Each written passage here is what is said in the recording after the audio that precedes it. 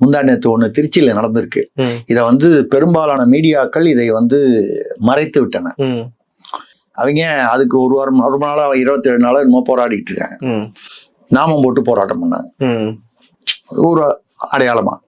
அப்புறம் அரை நிர்வாண போராட்டம் சொல்லி ஆண்கள் இந்த சட்டையை எடுத்துட்டு போராட்டம்.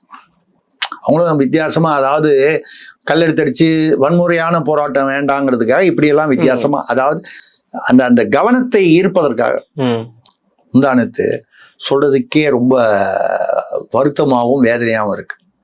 மனித கழிவுகளை உண்ணும் போராட்டம். சார் நடந்ததுங்களா சார்? பத்திரிகை செய்தி ரொம்ப அதிர்ச்சியா இருக்கு சார். பத்திரிகை செய்தி, தினமலர் செய்தி. மனித கழிவுகளை உண்ணும் போராட்டம். ஆமா, எவ்வளவு கொடுமையான விஷயம்.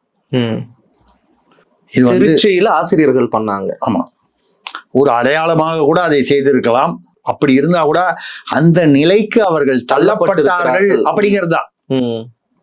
நீங்க அதை தாண்டி உண்மையிலேயே அது அவர்கள் சாப்பிட்டது மனித கழிவா இல்லை அதை போன்று அவர்கள் சும்மா ஒரு அடையாளப்படுத்துறதுக்காக அப்படி பண்ணாங்களா நமக்கு தெரியாது. அந்த பேர் வச்சாலே முடிஞ்சு போச்சு சார். கேட்கறதுக்கே கஷ்டமா இருக்கு இல்லையா?